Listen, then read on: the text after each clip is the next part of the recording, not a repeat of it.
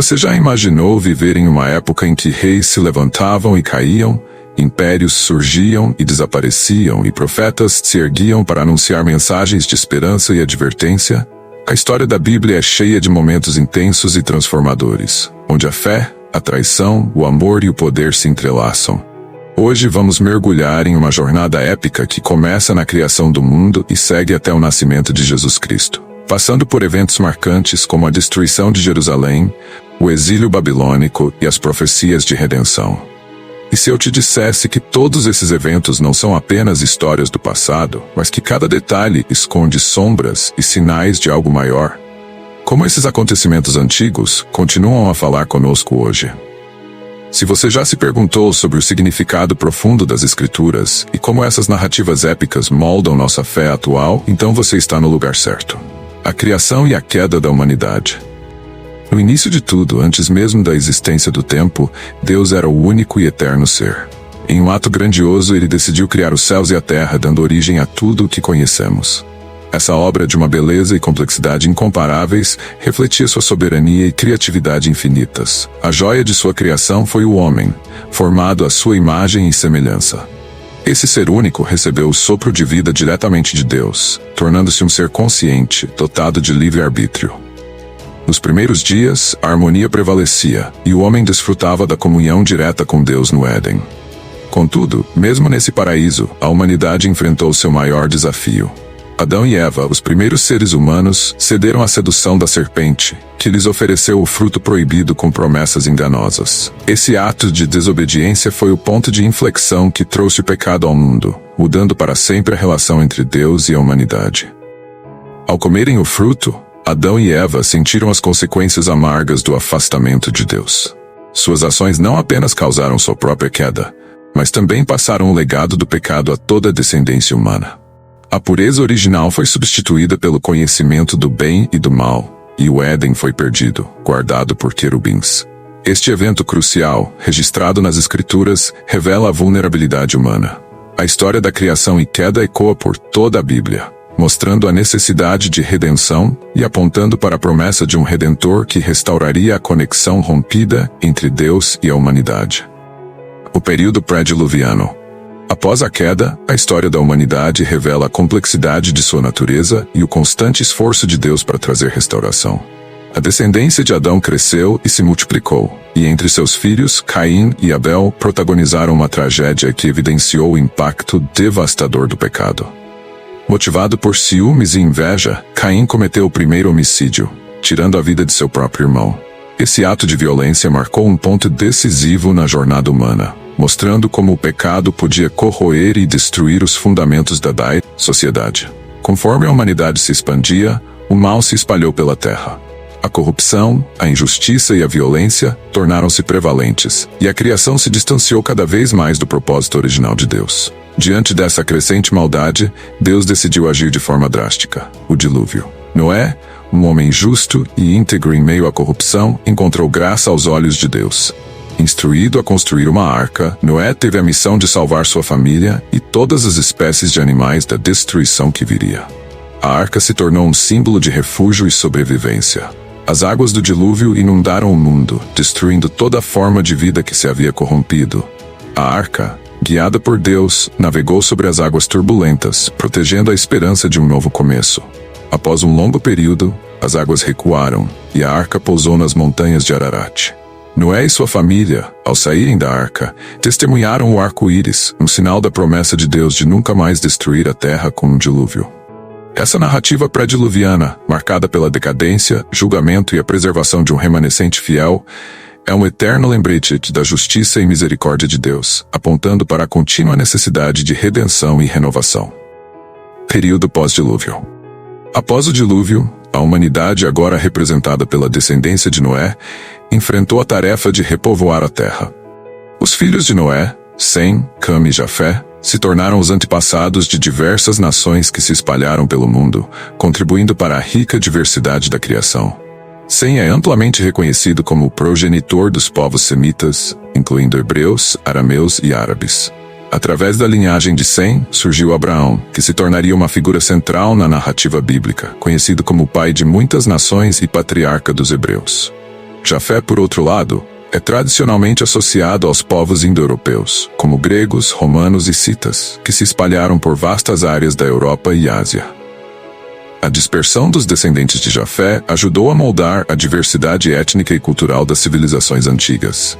Em contraste, os descendentes de Cam se espalharam por diferentes regiões, incluindo os cananeus, egípcios e filisteus. Um episódio notável relacionado a Cam envolve sua desobediência e desrespeito para com seu pai, Noé. Em certa ocasião, Noé, após plantar uma vinha, embriagou-se com o vinho e acabou ficando nu dentro de sua tenda. Cam, o filho mais jovem, viu a nudez do pai e, ao invés de demonstrar respeito, foi contar o ocorrido aos seus irmãos, Sem e Jafé. Estes, ao contrário de Cam, demonstraram honra e recato. Entraram de costas na tenda, carregando um manto para cobrir o pai, sem olhar para sua nudez. Ao tomar conhecimento do ocorrido, Noé pronunciou uma maldição sobre a linhagem de Cam e abençoou as linhagens de Sem e Jafé. Essa genealogia não apenas fundamenta as histórias subsequentes da Bíblia, conectando figuras como Abraão, Isaac e Jacó à humanidade pós-dilúvio, mas também explica a origem de diversas nações e culturas da antiguidade, segundo a perspectiva bíblica. Os patriarcas.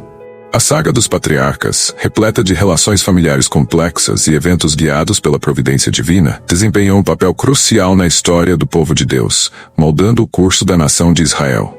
Abraão, inicialmente chamado Abrão, e sua esposa Sara, receberam de Deus uma promessa incrível.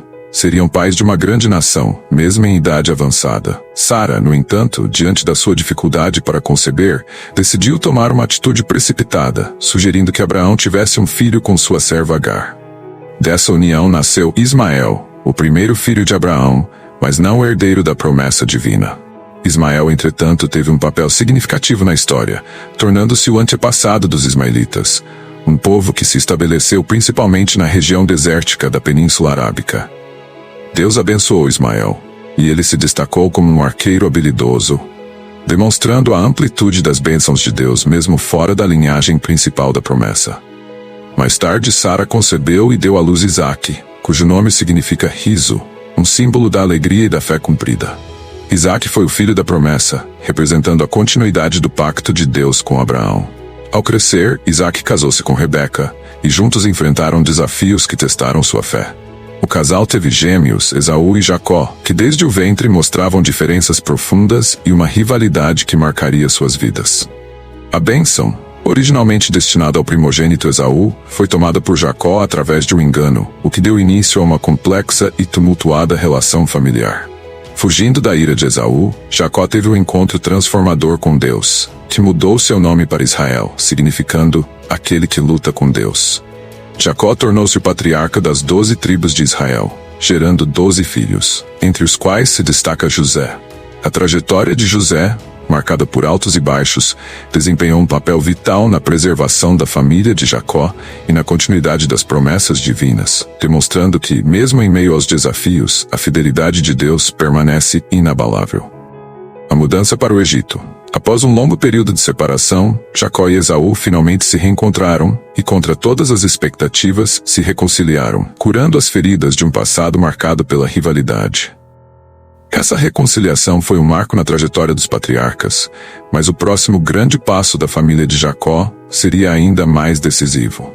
A fome severa que assolava Canaã tornou impossível a sobrevivência na terra prometida, levando-os a buscar abrigo no Egito, onde José, filho de Jacó e agora uma figura influente no governo egípcio, ofereceu um refúgio seguro.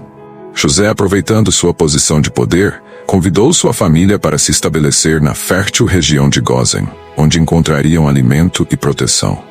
Esse movimento não foi apenas uma solução temporária para a crise, mas também o cumprimento da promessa divina feita a Abraão, de que sua descendência seria numerosa e próspera. A mudança para o Egito marcou o início de uma nova fase para o povo de Deus, onde as complexidades das relações familiares e a fidelidade divina continuariam a moldar a história. Cada evento dessa saga preparou o cenário para o plano divino que se revelaria gradualmente ao longo dos séculos. O Êxodo e o deserto. A jornada do Êxodo, com Moisés à frente, é uma das narrativas mais dramáticas e transformadoras das Escrituras, revelando o poder de Deus e a formação da identidade do povo de Israel. Moisés, escolhido por Deus desde o nascimento e resgatado das águas do Nilo, emergiu como o líder destinado a libertar os israelitas da opressão do Egito. Enfrentando o faraó com determinação e armado com poder divino, Moisés conduziu o povo à liberdade através de eventos extraordinários que culminaram no Êxodo.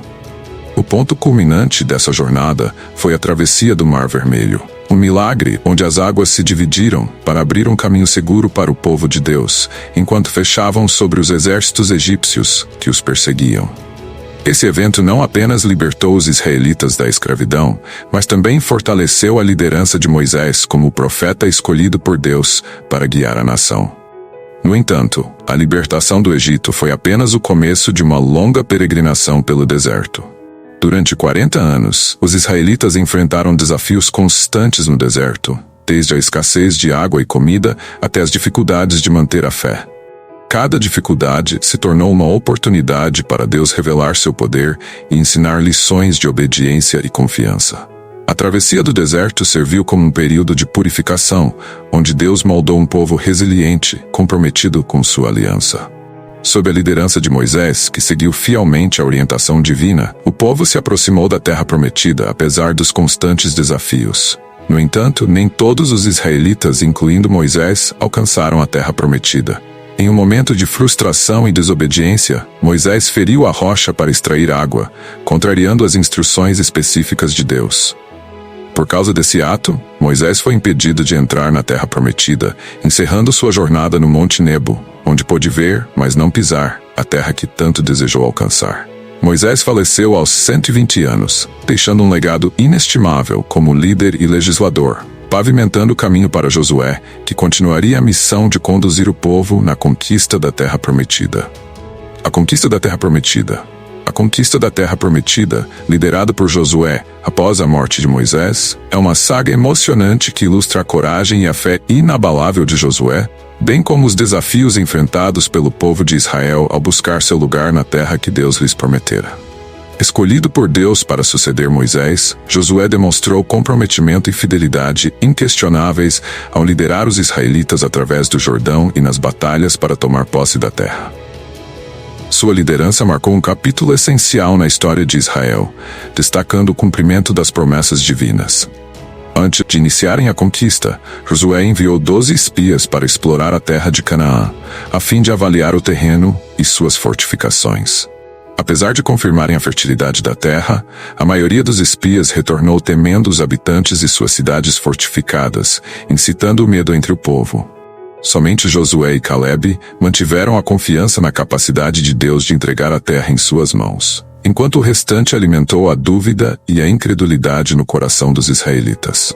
Como resultado da falta de fé, Deus determinou que a geração incrédula não entraria na terra prometida, condenando-os a vagar pelo deserto por 40 anos.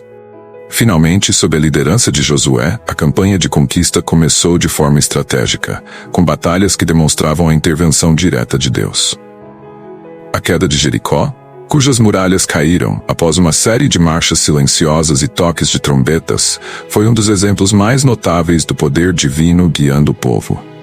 Cada vitória reforçava a promessa de Deus e solidificava a liderança de Josué.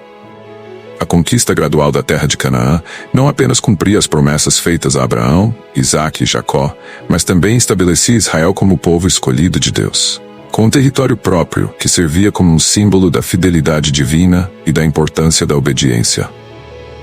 O período dos juízes. O período dos juízes, que se seguiu à conquista da terra prometida, foi uma fase de ciclos repetitivos de fidelidade e desobediência, refletindo a instabilidade espiritual do povo de Israel. Durante essa época, os israelitas frequentemente se afastavam da adoração a Deus, cedendo à idolatria e adotando as práticas das nações vizinhas.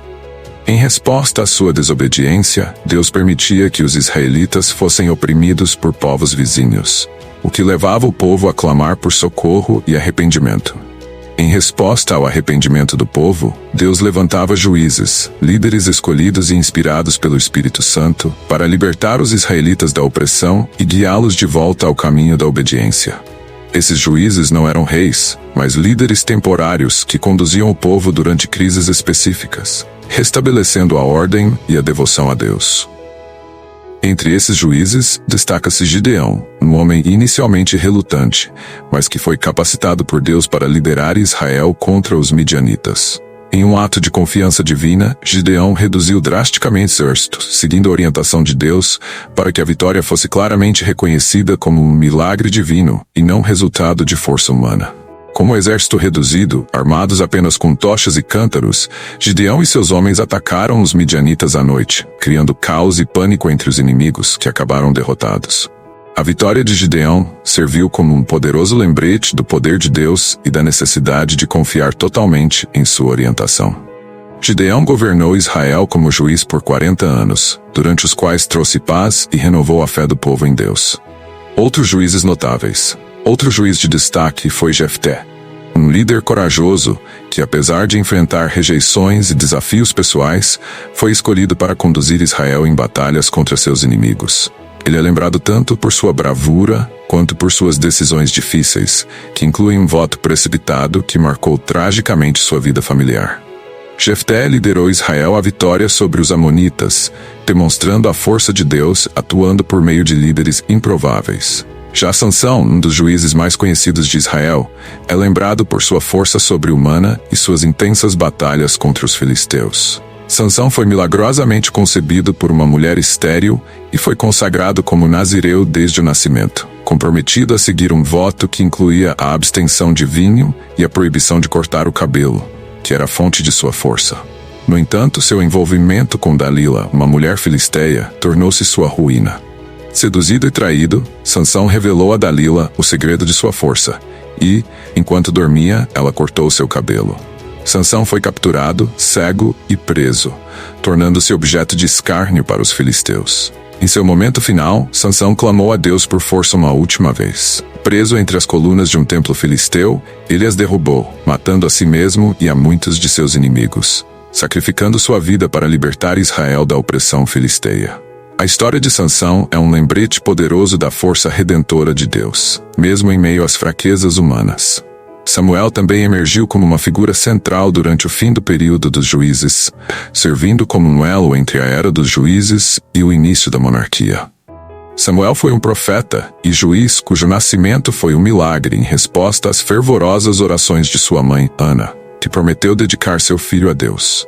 Desde a infância, Samuel serviu no santuário sob a orientação do sacerdote Eli e foi chamado por Deus para ser profeta em Israel. Samuel guiou Israel com sabedoria e integrou a transição para a monarquia, ungindo Saul e posteriormente Davi como reis. O período dos juízes foi caracterizado por uma dinâmica de infidelidade, correção divina e restauração. Esses líderes levantados por Deus desempenharam papéis cruciais ao resgatar o povo de Israel e prepararam o terreno para uma nova fase da história, a Era dos Reis, a monarquia. A transição de Israel para a monarquia marcou uma mudança significativa na governança do povo de Deus, repleta de triunfos e desafios. A decisão de Israel de pedir um rei, motivada pela observação das nações vizinhas e pela busca de estabilidade, refletiu tanto uma aspiração nacional quanto uma falta de confiança em Deus como seu líder supremo. Respeitando o desejo do povo, Deus permitiu a instituição da monarquia, começando com Saul, o primeiro rei ungido por Samuel.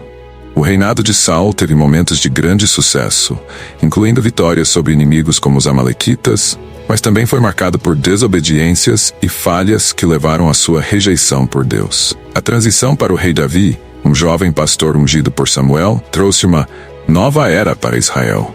Davi destacou-se como um líder militar formidável, um talentoso salmista e, acima de tudo, um homem com o coração voltado para Deus, mesmo em meio a seus próprios erros e pecados. O reinado de Salomão, filho de Davi, trouxe um período de paz e prosperidade sem precedentes. Salomão é especialmente lembrado pela construção do templo em Jerusalém, um lugar sagrado que se tornou o centro da adoração a Deus. No entanto, o fim de seu reinado foi ofuscado por políticas impopulares, como tributos pesados e alianças matrimoniais que introduziram a idolatria em Israel. Após a morte de Salomão, o reino foi dividido em duas partes, o reino de Israel ao norte e o reino de Judá ao sul, uma divisão que marcaria um longo período de instabilidade e conflito. O reino do norte, Israel, foi marcado por uma sequência de reis que se afastaram de Deus, abraçando a idolatria e negligenciando os mandamentos divinos. reis como Acabe lideraram o povo para longe da fé verdadeira, e figuras proféticas como Elias e Eliseu foram enviados para confrontar o mal e chamar o povo ao arrependimento. A contínua desobediência levou ao juízo divino, culminando na queda do Reino do Norte para o Império Assírio e o exílio de seu povo, um testemunho das graves consequências do afastamento de Deus. A restauração e o retorno. Após décadas de cativeiro, um novo capítulo de esperança começou com o decreto de Ciro, o rei persa, que permitiu que os judeus retornassem à sua terra natal. Liderados por Zorobabel, Esdras e Neemias, o povo iniciou o processo de reconstrução de sua identidade e nação. O retorno à Terra Prometida não foi apenas um movimento físico, mas também simbolizou uma renovação espiritual e um esforço para restabelecer a aliança com Deus. Um dos primeiros empreendimentos após o retorno foi a reconstrução do templo em Jerusalém, que havia sido destruído pelos babilônios. Apesar de enfrentar oposição e desafios, Zorobabel liderou a reconstrução do templo, marcando um renascimento espiritual e o restabelecimento das práticas religiosas. O templo restaurado tornou-se novamente o centro da vida religiosa dos judeus, e sua reconstrução foi vista como um sinal da fidelidade de Deus para com seu povo. Esdras, um escriba e sacerdote, desempenhou um papel crucial no reavivamento espiritual, promovendo a leitura pública da lei e incentivando o povo a renovar seu compromisso com Deus. Ao ouvir a lei, os israelitas experimentaram uma profunda convicção de seus pecados, levando-os ao arrependimento e a um retorno sincero à obediência às ordens divinas. Esdras também trabalhou para reestabelecer as práticas religiosas corretas, purificando a comunidade e corrigindo desvios que haviam surgido durante o exílio. Neemias, por sua vez, focou na reconstrução dos muros de Jerusalém, que proporcionavam proteção física e simbolizavam a restauração da honra e segurança da cidade. Sob sua liderança, os muros foram concluídos em tempo recorde, apesar da oposição e das dificuldades. Neemias não apenas supervisionou a reconstrução física, mas também implementou reformas sociais e religiosas, encorajando o povo a viver de acordo com os mandamentos de Deus. Os profetas pós-restauração. No período pós-restauração, profetas como Ageu, Zacarias e Malaquias desempenharam papéis fundamentais na orientação e encorajamento do povo enquanto reconstruíam sua nação. Ageu, por exemplo, desafiou o povo a priorizar a reconstrução do templo de Deus sobre seus próprios interesses pessoais, destacando a importância de buscar o reino de Deus em primeiro lugar. Ele prometeu que Deus abençoaria o povo por sua obediência e dedicação. Zacarias, contemporâneo de Ageu, usou visões e mensagens simbólicas para encorajar o povo, apontando para um futuro messiânico e enfatizando a importância da justiça, da verdade e da compaixão. Suas profecias falavam de um futuro em que Deus habitaria novamente entre seu povo e restauraria a glória de Israel. Malaquias, o último profeta do Antigo Testamento, confrontou a complacência espiritual que surgia mesmo após a restauração. Ele criticou a negligência nas ofertas e no culto, a infidelidade conjugal e o afastamento dos princípios divinos. Malaquias exortou o povo a retornar a Deus e a restaurar a sinceridade de sua adoração. O encerramento do Antigo Testamento. O Antigo Testamento termina com as mensagens dos profetas pós-restauração, que chamaram o povo a uma vida de fidelidade e adoração genuína. Com o fim do cânon do Antigo Testamento, seguiu-se um período de cerca de 400 anos de silêncio profético, durante o qual não houve novos livros adicionados às Escrituras e a voz dos profetas não foi ouvida. Apesar desse aparente silêncio, esse período foi marcado por eventos históricos significativos, incluindo a ascensão e queda de impérios como o persa, o grego e o romano. Durante esse tempo, o povo de Israel viveu sob várias dominações estrangeiras, aguardando ansiosamente a vinda do Messias prometido. O Novo Testamento começa com a quebra desse silêncio através do nascimento de Jesus Cristo, o Messias tão aguardado, que traria redenção e salvação para a humanidade. Assim, o Antigo Testamento, com suas histórias, leis, profecias e poesias, preparou o cenário para a chegada de Cristo, que cumpriria as promessas de Deus e inauguraria uma nova era na história da redenção. A restauração. O período de restauração foi um momento crucial na história de Israel, marcado pelo retorno à Terra Prometida, a reconstrução do templo e dos muros de Jerusalém e um significativo renascimento espiritual. Após décadas de cativeiro na Babilônia, o rei persa Ciro autorizou os judeus a voltarem para sua terra natal, abrindo caminho para um novo começo. Sob a liderança de Zorobabel, Esdras e Neemias, o povo iniciou a difícil jornada de volta, um movimento que simbolizava não apenas o retorno físico, mas também o renascimento da fé e identidade espiritual. O primeiro grande empreendimento do retorno, reconstrução do templo em Jerusalém, que havia sido destruído pelos babilônios.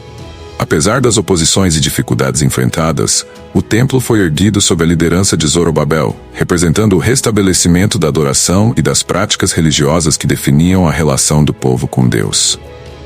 A reconstrução do templo não era apenas um projeto físico, mas um símbolo do compromisso renovado do povo com sua herança espiritual e sua devoção a Deus.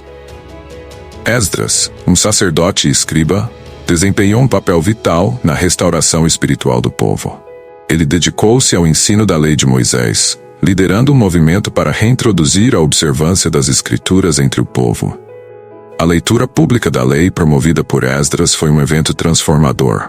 O povo, ao ouvir as palavras da lei, foi profundamente tocado pela convicção de seus pecados, o que os levou a um arrependimento coletivo e a um renovado compromisso com a obediência e a honra a Deus. Enquanto isso, Neemias, que era um governador e líder determinado, concentrou-se na reconstrução dos muros de Jerusalém, garantindo a segurança física da cidade contra os ataques inimigos. Enfrentando grande resistência, tanto interna quanto externa, Neemias inspirou o povo a trabalhar com determinação, e a reconstrução dos muros foi completada em tempo recorde, servindo como um testemunho da perseverança e da fé da comunidade. O trabalho de Neemias e Esdras, aliado ao suporte espiritual dos profetas Ageu e Zacarias, foi crucial para a restauração da vida comunitária e da devoção a Deus em Jerusalém. Os profetas pós-restauração. Os profetas Ageu, Zacarias e Malaquias foram fundamentais no período pós-restauração, ajudando a orientar e encorajar o povo a permanecer fiel a Deus em meio aos desafios de reconstrução. Ageu, profeta durante a reconstrução do templo, criticou a apatia espiritual do povo e incentivou a colocação de Deus em primeiro lugar, lembrando-os de que a prioridade deveria ser a casa de Deus. Ele enfatizou que as bênçãos divinas seriam derramadas quando o povo colocasse o serviço a Deus acima de seus próprios interesses. Zacarias, contemporâneo de Ageu, foi um profeta visionário que trouxe mensagens de esperança e restauração. Suas visões proféticas não apenas encorajaram o povo em sua tarefa de reconstrução, mas também apontaram para um futuro glorioso com a vinda do Messias. Zacarias desafiou o povo a viver de acordo com os princípios divinos de justiça, compaixão e verdade, ressaltando que a verdadeira restauração espiritual envolvia mais do que a reconstrução física da cidade. Era necessário um retorno ao coração de Deus. Malaquias, o último dos profetas do Antigo Testamento, dirigiu palavras contundentes ao povo que, com o passar do tempo, começou a cair na complacência espiritual. Ele confrontou práticas religiosas negligentes, a corrupção nos sacrifícios e a infidelidade no casamento, chamando o povo a um relacionamento genuíno com Deus. Malaquias advertiu sobre as consequências da desobediência e incentivou o retorno à aliança divina, apontando para a vinda de um mensageiro que prepararia o caminho para o Senhor. Apesar do entusiasmo inicial, o povo de Israel continuou a enfrentar a luta interna entre fidelidade e desvio. A restauração física não eliminou as tentações da complacência espiritual, e o compromisso com Deus precisava ser constantemente renovado. Os profetas, com suas mensagens de repreensão e encorajamento, mantiveram viva a chama da devoção e lembraram o povo da importância de viver em obediência constante a Deus. O período pós-restauração não foi apenas sobre reconstruir muros e templos, mas sobre restaurar o coração da nação em sua busca por Deus. O encerramento do Antigo Testamento. O Antigo Testamento conclui-se com as mensagens dos profetas pós-restauração, como Ageu, Zacarias e Malaquias, que orientaram Israel em sua jornada espiritual durante o período de reconstrução. No entanto, após o fim do Antigo Testamento, segue-se um período de cerca de 400 anos, conhecido como o Silêncio Profético, durante o qual não houve registro de novas revelações ou adições às Escrituras. Embora Deus aparentemente tenha se mantido em silêncio, Esse intervalo foi marcado por transformações políticas, culturais e religiosas, incluindo a ascensão e queda de grandes impérios como o persa, o grego e o romano. Durante esse período, surgiram escritos conhecidos como os apócrifos, livros históricos e religiosos que não foram incluídos no cânon judaico ou protestante, mas que algumas tradições cristãs reconheceram. Esse intervalo de silêncio não significou a ausência de ação divina, mas sim um período de preparação para o cumprimento das promessas messiânicas. A expectativa por um Messias crescia entre o povo de Israel, alimentada pelas profecias do Antigo Testamento. O Novo Testamento começa com o nascimento de Jesus Cristo em Belém, marcando o fim desse longo silêncio.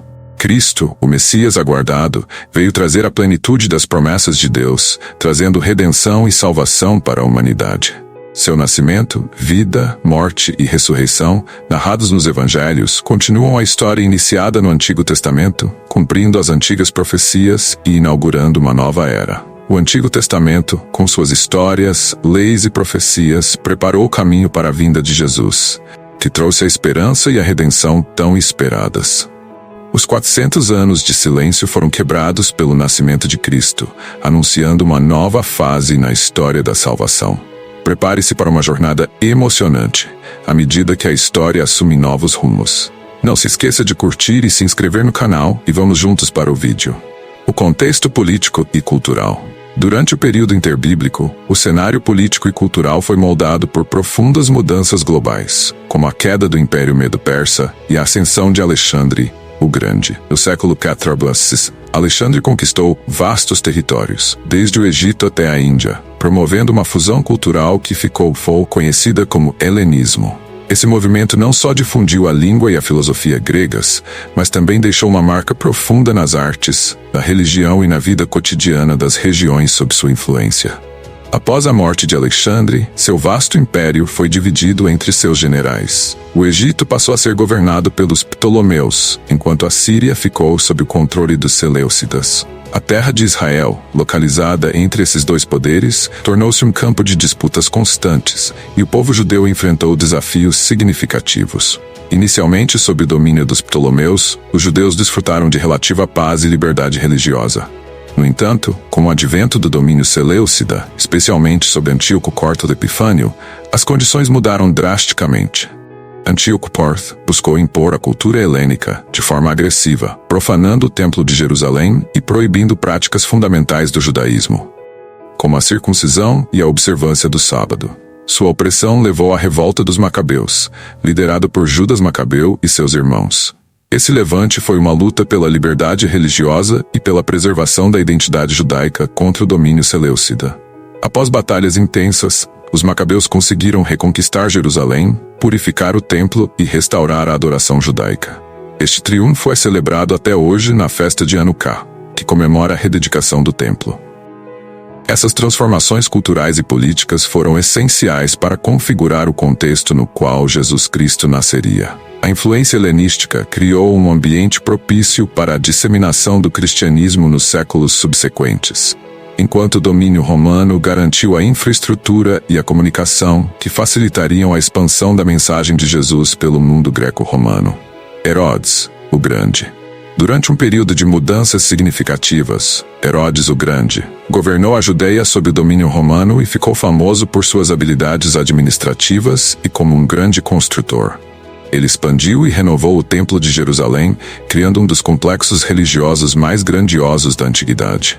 Além do templo, Herodes também construiu fortalezas, palácios e aquedutos, destacando-se como um dos maiores realizadores arquitetônicos de sua época.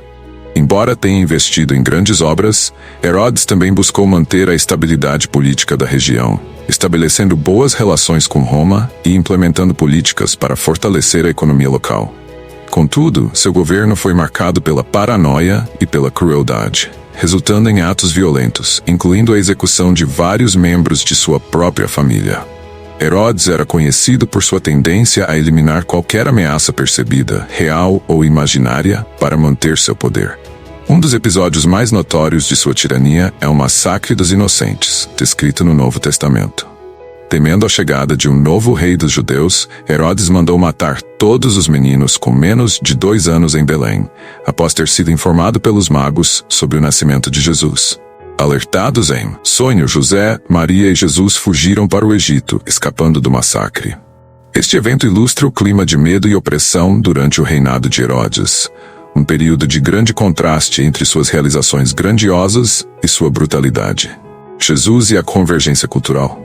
Jesus nasceu em um período de intensa convergência cultural, onde influências judaicas, romanas e helenísticas se encontravam. O domínio romano trouxe à região um misto de práticas culturais, linguísticas e arquitetônicas que moldaram o ambiente em que Jesus viveu. Nazaré, a cidade onde Jesus cresceu, era um exemplo desse caldeirão cultural, o que influenciou a maneira como Jesus se relacionava com o mundo ao seu redor. Vivendo em Nazaré, uma cidade de pouca reputação, Jesus cresceu em um ambiente modesto, lidando com as complexidades sociais e culturais da época. Sua vida entre pessoas comuns e seu ministério entre os marginalizados e pecadores destacam seu compromisso com uma mensagem acessível e inclusiva. O início do ministério de Jesus foi marcado por seu batismo no Rio Jordão, realizado por João Batista. João Batista, um dos personagens mais notáveis do Novo Testamento, foi destinado a preparar o caminho para Jesus. Filho de Zacarias e Isabel, João nasceu de forma milagrosa e passou grande parte de sua vida no deserto, dedicando-se à oração e à preparação espiritual. Ele se tornou conhecido por seu batismo de arrependimento, onde multidões vinham confessar seus pecados e se preparar para a chegada do Messias. João proclamava a iminência do reino de Deus e anunciava que um Salvador mais poderoso estava por vir. Quando Jesus foi batizado por João, este reconheceu sua identidade divina, declarando-o como o Cordeiro de Deus que tira o pecado do mundo. João afirmou que, comparado a Jesus, ele próprio não era digno sequer de desatar as sandálias do Messias. O batismo de Jesus simbolizou o início de seu ministério público e sua solidariedade com a humanidade, reafirmando sua missão de redenção para todos. A tentação no deserto. Após seu batismo, Jesus foi conduzido ao deserto pelo Espírito, onde permaneceu por 40 dias em jejum, enfrentando tentações de Satanás. Esse período foi uma prova intensa da humanidade de Jesus, que, apesar de ser totalmente divino, vivenciou as mesmas tentações que os seres humanos enfrentam. Satanás tentou Jesus com propostas de poder, sustento e autoridade, mas a cada investida, Jesus resistiu utilizando as Escrituras, demonstrando sua completa obediência a Deus. A vitória de Jesus sobre as tentações confirmou sua santidade e domínio sobre o mal, preparando-o para o ministério público que viria a seguir, cheio de ensinamentos impactantes, curas milagrosas e a proclamação do reino de Deus. O ministério de Jesus e a expansão da mensagem. O ministério de Jesus foi caracterizado por uma série de milagres e ensinamentos que romperam barreiras culturais e geográficas. Ele curou enfermos, deu visão aos cegos, alimentou multidões e ressuscitou mortos, demonstrando o poder de Deus. Suas parábolas abordavam temas profundos como amor, perdão, justiça e a chegada do reino de Deus, ressoando de maneira poderosa entre as pessoas de todas as origens. Jesus reuniu um grupo de 12 apóstolos para acompanhá-lo, ensiná-los e prepará-los para disseminar a mensagem após sua partida. Esses apóstolos, testemunhas oculares de suas ações, seriam fundamentais na formação da igreja primitiva e na propagação do evangelho. Um momento crucial do ministério de Jesus foi a transfiguração. Ele subiu ao monte com Pedro, Tiago e João, onde sua aparência mudou de forma gloriosa. Seu rosto brilhou como o sol e suas vestes se tornaram brancas como a luz. Moisés e Elias apareceram, conversando com ele, simbolizando a conexão entre a lei e os profetas do Antigo Testamento e a nova revelação em Cristo. A transfiguração foi uma demonstração antecipada da glória divina de Jesus, afirmada pela voz do céu que proclamou Jesus como o Filho amado de Deus, fortalecendo a fé dos discípulos e preparando-os para os eventos difíceis que se aproximavam. A reação das autoridades religiosas e políticas. O ministério de Jesus rapidamente despertou a hostilidade das autoridades religiosas e políticas. Seus ensinamentos, que desafiavam as normas estabelecidas, e sua popularidade crescente entre o povo, colocaram-no em conflito com os líderes religiosos, especialmente fariseus e escribas. Eles viam Jesus como uma ameaça às suas tradições e ao controle religioso que exerciam. O enfoque de Jesus na justiça, misericórdia e amor confrontava diretamente a interpretação rígida da lei que os líderes defendiam, criando uma tensão crescente. Além disso, a percepção de que Jesus poderia incitar um movimento que desestabilizasse a ordem estabelecida aumentava o temor entre as autoridades, que começavam a planejar sua prisão e eliminação para preservar seu poder e controle sobre a sociedade.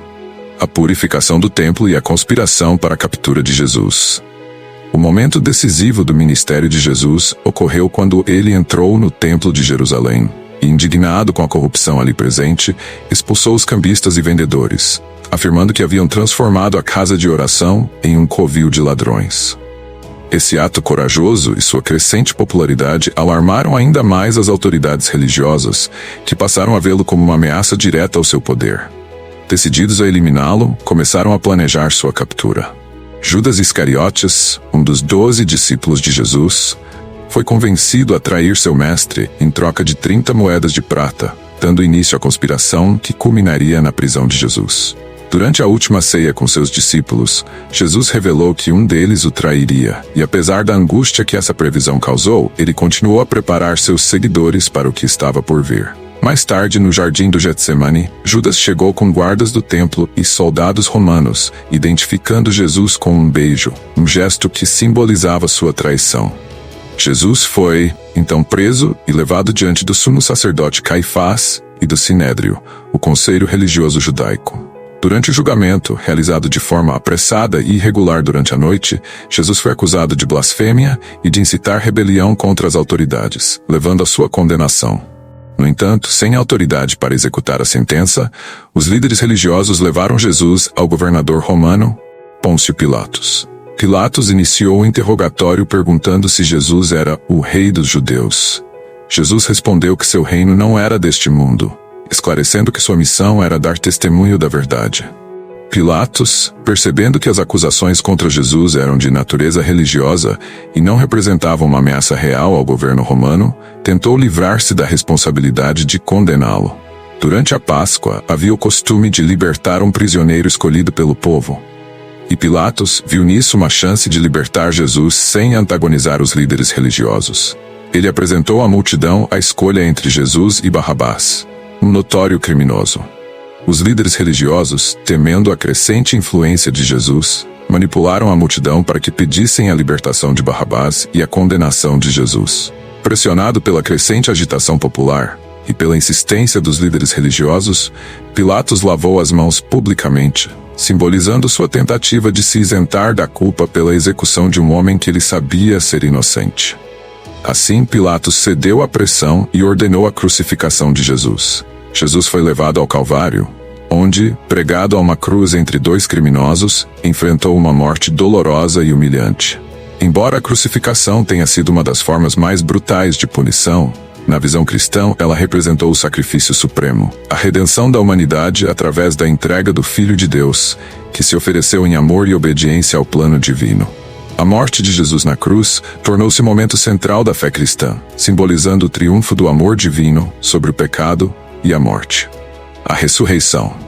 Após a morte de Jesus, eventos extraordinários marcaram o ponto culminante da sua missão. José de Arimateia, um membro do Sinédrio que secretamente seguia Jesus, retirou o corpo da cruz. Ele o envolveu em um lençol limpo e o colocou em um túmulo novo, selado com uma grande pedra. E guardas romanos foram colocados à entrada para evitar que o corpo fosse roubado. O túmulo de Jesus foi lacrado sob a vigilância das autoridades, para garantir que permanecesse intocado. No domingo, após o sábado, Maria Madalena, Maria mãe de Tiago e Salomé, foram ao túmulo com especiarias para ungir o corpo de Jesus. Chegando ao local, ficaram surpresas ao ver que a pedra havia sido removida e o túmulo estava vazio. Dentro, viram um jovem vestido de branco, um anjo, que disse: "Não temam. Vocês procuram Jesus, o Nazareno, que foi crucificado.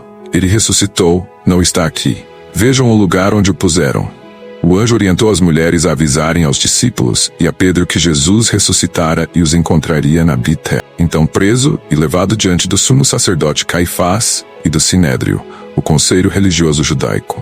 Durante o julgamento, realizado de forma apressada e irregular durante a noite, Jesus foi acusado de blasfêmia e de incitar rebelião contra as autoridades, levando à sua condenação. No entanto, sem autoridade para executar a sentença, os líderes religiosos levaram Jesus ao governador romano, Pôncio Pilatos. Pilatos iniciou o interrogatório perguntando se Jesus era o rei dos judeus. Jesus respondeu que seu reino não era deste mundo, esclarecendo que sua missão era dar testemunho da verdade. Pilatos, percebendo que as acusações contra Jesus eram de natureza religiosa e não representavam uma ameaça real ao governo romano, tentou livrar-se da responsabilidade de condená-lo. Durante a Páscoa, havia o costume de libertar um prisioneiro escolhido pelo povo. E Pilatos viu nisso uma chance de libertar Jesus sem antagonizar os líderes religiosos. Ele apresentou à multidão a escolha entre Jesus e Barrabás, um notório criminoso. Os líderes religiosos, temendo a crescente influência de Jesus, manipularam a multidão para que pedissem a libertação de Barrabás e a condenação de Jesus.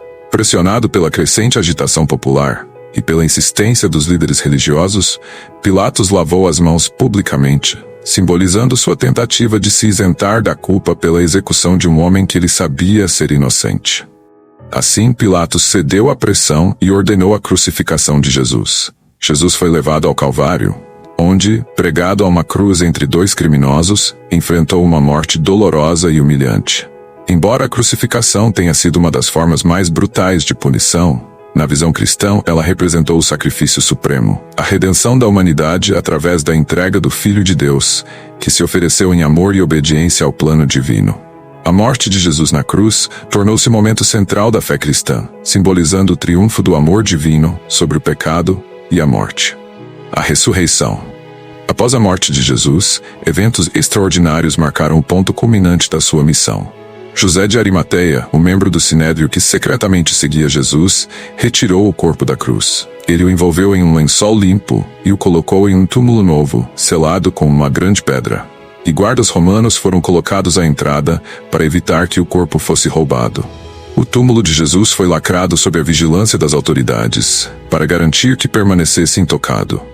No domingo, após o sábado, Maria Madalena, Maria mãe de Tiago e Salomé, foram ao túmulo com especiarias para ungir o corpo de Jesus. Chegando ao local, ficaram surpresas ao ver que a pedra havia sido removida e o túmulo estava vazio. Dentro, viram um jovem vestido de branco, um anjo, que disse: "Não temam. Vocês procuram Jesus, o Nazareno, que foi crucificado. Ele ressuscitou, não está aqui. Vejam o lugar onde o puseram." O anjo orientou as mulheres a avisarem aos discípulos e a Pedro que Jesus ressuscitara e os encontraria na Bité, Galileia. Enquanto corriam para dar a notícia, Jesus apareceu a Maria Madalena, revelando-se a ela primeiro. Nos dias seguintes, ele apareceu a vários grupos e indivíduos, incluindo os discípulos no caminho de Emaús, os apóstolos reunidos em um quarto fechado, e a Pedro. Essas aparições confirmaram a realidade da ressurreição e fortaleceram a fé dos seus seguidores. Tomé, um dos discípulos, inicialmente duvidou da ressurreição, até que Jesus apareceu a ele e o convidou a tocar suas feridas, dissipando todas as dúvidas. Mais tarde, à beira do mar da Galileia, Jesus comissionou Pedro, perguntando-lhe 3 vezes se o amava, e reafirmou o chamado para fazer discípulos de todas as nações, batizando e ensinando as palavras que ele lhes havia transmitido. A Ascensão, 40 dias após a ressurreição, Jesus levou seus discípulos ao Monte das Oliveiras, perto de Betânia, um local significativo de seu ministério. Lá ele deu suas instruções finais, renovando a comissão para serem suas testemunhas até os confins da terra, e os orientou a aguardarem em Jerusalém pela vinda do Espírito Santo que os capacitaria para a missão. Enquanto os abençoava, Jesus começou a ascender ao céu, subindo diante de seus discípulos até que uma nuvem o ocultou de vista. Os apóstolos, ainda maravilhados, foram surpreendidos por 2 homens vestidos de branco, que lhes disseram que Jesus voltaria da mesma maneira que o haviam visto partir. A ascensão deixou os discípulos cheios de esperança e confiança. Eles retornaram a Jerusalém, onde se reuniram em oração, aguardando o cumprimento da promessa do Espírito Santo. A ascensão de Jesus não foi apenas um encerramento de seu ministério terreno, mas marcou sua exaltação à direita de Deus Pai, confirmando sua soberania e o início de uma nova fase da história da redenção. Essa ascensão também significou que os discípulos, agora fortalecidos pelo Espírito Santo, levariam adiante a mensagem do Evangelho, espalhando as boas novas ao mundo. A ascensão não foi uma despedida definitiva, mas uma preparação para o Espírito Santo e uma promessa de que Jesus voltaria um dia, completando a obra iniciada em sua primeira vinda. A propagação do Evangelho. Os apóstolos foram fundamentais na disseminação da mensagem de Jesus, espalhando o Evangelho por diversas regiões do mundo conhecido. O livro de Atos descreve suas missões, iniciadas em Jerusalém e estendidas a locais como Antioquia, Ásia Menor, Grécia e Roma. No entanto, a expansão da igreja enfrentou grandes obstáculos, principalmente em Jerusalém, onde os crentes foram perseguidos, forçando sua dispersão e ajudando, paradoxalmente, a espalhar ainda mais a mensagem cristã. Entre os primeiros opositores do cristianismo estava Saulo de Tarso, que após sua conversão se tornaria o apóstolo Paulo, um dos mais fervorosos divulgadores da fé cristã.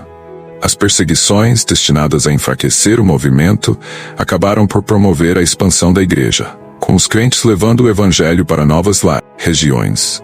Paulo, após sua conversão, tornou-se incansável em suas viagens missionárias, estabelecendo comunidades cristãs por toda parte. Em suas jornadas, registradas principalmente no livro de Atos, Paulo pregou em cidades como Filipos, onde converteu Lídia e um carcereiro, e fundou uma igreja. Em Tessalônica, onde tanto judeus quanto gentios responderam ao Evangelho, e em Corinto, onde permaneceu por um longo período, consolidando uma comunidade cristã influente. Além de suas missões, Paulo deixou um impacto duradouro por meio das epístolas que escreveu às igrejas e colaboradores. Suas cartas, incluídas no Novo Testamento, fornecem ensinamentos teológicos, conselhos práticos e orientações éticas aos cristãos, sendo as epístolas aos Romanos, Coríntios, Gálatas e Filipenses alguns exemplos de suas contribuições. Paulo enfrentou grandes desafios, incluindo prisões,